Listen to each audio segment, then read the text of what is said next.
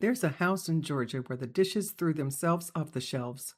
The andirons rose up swinging, and the only thing that ever made it stop was a funeral. Hello, and welcome back to Real Ghost Chatter.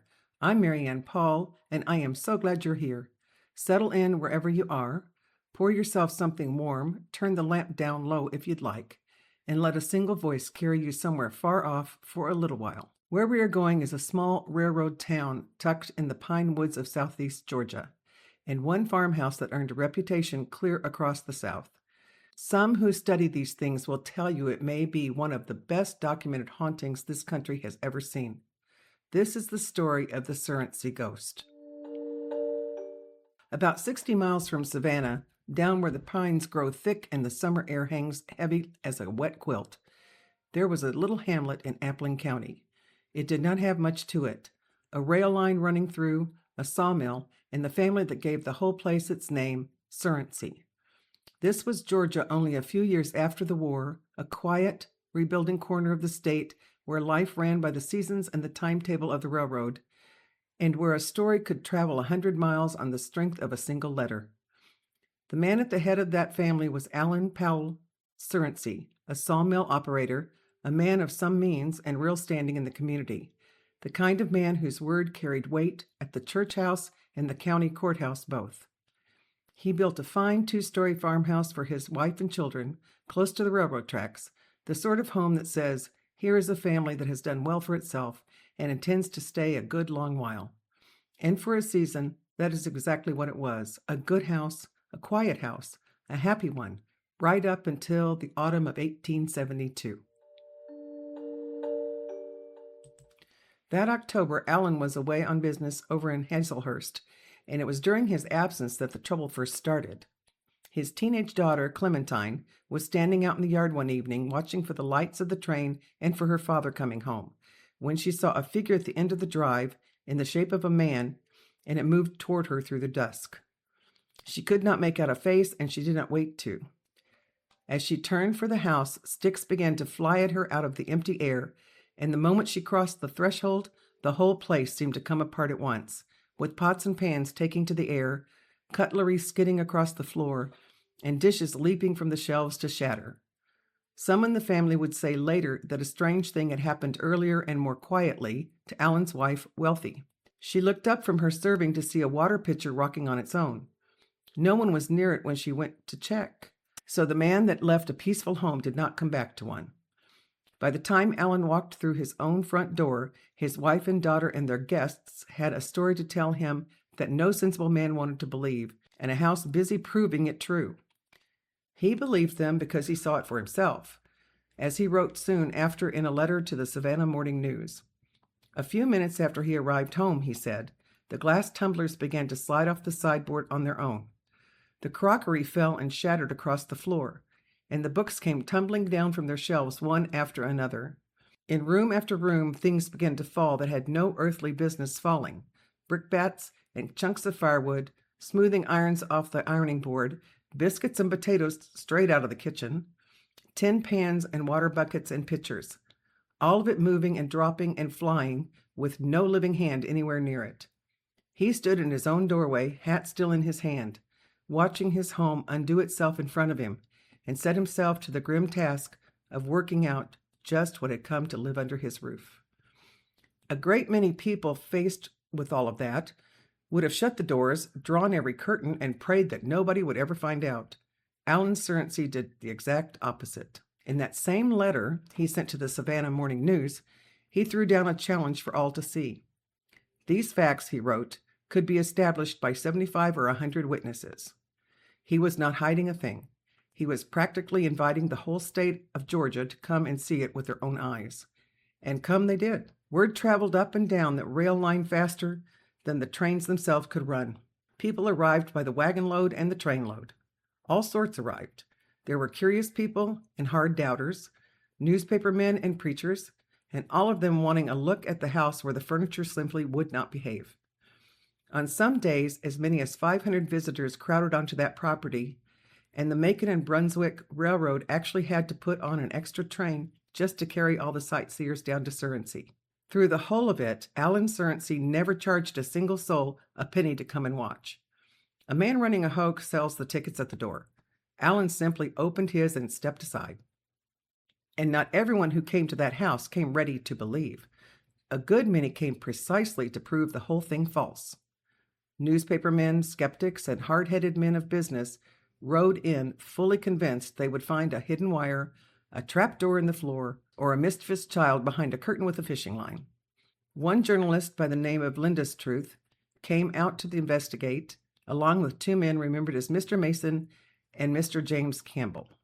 They did the sensible, careful thing. They arrived before sunrise, before the household had stirred, so that no one could have set up a trick for them in the dark. They watched, they searched the rooms, they looked hard for the strings that had to be there somewhere, and they did not find them. Time and again, that is how it went at the Surrency place. Men came to laugh and left without a word to say for themselves. Some went home and would not speak of it at all. It is one thing to hear about a flying andiron over coffee at the general store. It is quite another to stand in a room in the gray morning light and watch a heavy iron object lift off the floor while your own eyes beg you to explain it, and find that you cannot. If the Surrency ghost had stopped at broken dishes, it might have just been a curiosity, something to tell at the supper table. But it didn't stop there. This entity turned even more menacing. Doors flew open and slammed shut again with no hand anywhere upon them. Objects lifted off the table and hung in the air a moment before they dropped. There were reports of small fires starting up on their own and of strange lights drifting through the rooms in the dead of night. Windows shattered on perfectly still evenings with no wind anywhere to blame, and heavy furniture dragged itself across the floor. And then there were the sounds, the kind that put your nerves on edge. Heavy footsteps crossing empty rooms overhead, low whispering as though two people were talking just past the edge of your hearing, and a steady knocking on the walls that, some people said, would answer back when you knocked first. But the worst of it turned on the children. One of the Surrency boys was struck in the head by a flying andiron. The witnesses swore it lifted off the hearth, flew across the room, struck the boy, and then settled back exactly where it belonged, as though nothing had happened. A child was thrown from bed, and another was beaten by hands that not one person in the room could see. This was no playful thing. Whatever had moved into that house wanted to be felt. When the strain became more than anyone could carry, Mrs. Surrency and Clementine left to stay with a neighboring family, the Pattersons, who lived a couple of miles away. They hoped for a little rest and much sought-after quiet. They did not find it, for the disturbances began in the new house almost as soon as they arrived. And back at the farmhouse, with Clementine gone, the trouble fell silent, only to wake again the day she and her mother came home. Whatever this was, it was not nailed to the floorboards of that farmhouse. It was tied to the family, and it seemed, more than anyone quite wanted to say aloud, to be tied to Clementine herself. Those who spend their lives studying these things will tell you that this kind of violent commotion often circles around one young person in a household, most often a child on the edge of growing up. She was as much its favorite victim as its center. Clementine's bedclothes were torn away, her hair was pulled, and by some accounts she was lifted out of the bed entirely. Whether she was, with or without knowing it herself, some kind of an open door, no one can say, and the only people who could truly tell us have been resting in their graves for a long time. But the pattern is still there. It's the same pattern that people whispered about decades earlier in the Old Bell Witch story from Tennessee, where another family was tormented for years by something that seemed to fasten itself to a young daughter. It is the same activity that has turned up in 100 other troubled houses since. I'd like to pause here for a moment. If you feel pulled toward tales where the darkness is real but the light is even more real, then I think you would feel right at home in my Raven's Cove Iconoclast series. It is 6 books of supernatural suspense set mostly in the wild and beautiful state of Alaska, in a little town where ordinary people find themselves standing on the front line of a battle that they never asked for. It is written with spiritual warfare woven through the everyday, with a cast I truly hope you will come to love like neighbors. The newest book is Tideweaver. You can find the whole series on Amazon.com, at MaryAnnPaul.com, or wherever good books are sold. Come and spend a little time in Raven's Cove and maybe leave a little light on while you're reading. Now, let's get back to Georgia. The Surrency haunting did not burn itself out in a week or a single season, the way so many other stories do. It continued year after year, and that family lived their whole lives alongside it. There is a particular weariness in raising children in a house where you can never be certain when you're sitting down to supper whether the plate before you will stay put or come sailing off the table. It took a quiet courage simply to light the lamps each evening, knowing the kind of night that might lie ahead, and to keep doing it not for a week or a month, but for years on end, with the children watching your face to learn whether they ought to be afraid or not. This was a church-going family in a church-going time and place. They prayed as any family would, and still it came night after night, year upon year, and it would not be prayed away. This is a hard and heavy thing. We like our ghost stories to end with the preacher at the door and the darkness fleeing before him, but this one did not and would not for a very long time. So how did it finally end? Years later, a man named Herschel Tillman, who had known Alan Surrency in life, sat down with a reporter and spoke about that house, and he did not hedge. He said the place had been possessed by something evil, and then he said something that gives me goosebumps, that, whatever it was, it haunted old man Surrency until the very day he died in 1877, and when they buried him, it stopped. That was the end of it, though it was not a triumphant end with the cavalry riding in over the hill with flags flying. The haunting of the Surrency House was finally fully over on the morning they lowered Alan Surrency into the Georgia ground. The house stood empty after that until one morning in 1925. It caught fire for reasons no one could ever explain, and it burned all the way down to nothing. And they do say, even now, that a strange light still drifts through that stretch of Georgia after dark. They call it the Surrency Spook Light, and whether it has anything to do with the old haunting, no one can say for certain. For the people who lived thereabouts, the memory of it never quite faded.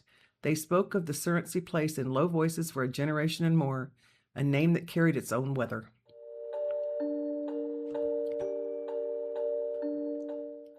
This isn't a story that comes with a tidy ending. The family suffered, they prayed, and the suffering went right on, and the only relief that ever came was at a funeral. I could leave it there and let it sit cold in the room, but I won't, because I don't believe for a moment that is where the story truly ends. I believe good wins and light does overcome darkness every time, but we do not always get to watch it happen at our own schedule or in the shape we would choose. We are standing so very close to the canvas, close enough to see only the dark thread we happen to be living through at this moment, and we cannot step back far enough to take in the whole picture and the pattern the divine weaver is making of it. The Surrency family could not see it either in the thick of their long nights, but those who trust the Lord know how the story comes out in the end. They know that darkness only ever gets a season, and just a season, and that the last word was never going to belong to the thing in that farmhouse. It was always going to belong to God. The haunting ended at a graveside, yes. But for the one who believes, a graveside is not an ending at all. It is a door standing open. The scripture I want to leave you with comes from Gospel of John, the 1st chapter, the 5th verse. And the light shineth in darkness, and the darkness comprehended it not. The darkness has never once understood the light, and it has never, not for a single day in all of history, been able to put that light out.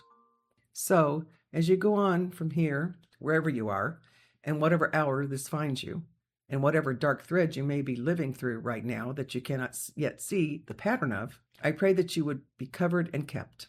May the peace of God settle down over your home like a warm blanket on a cold night.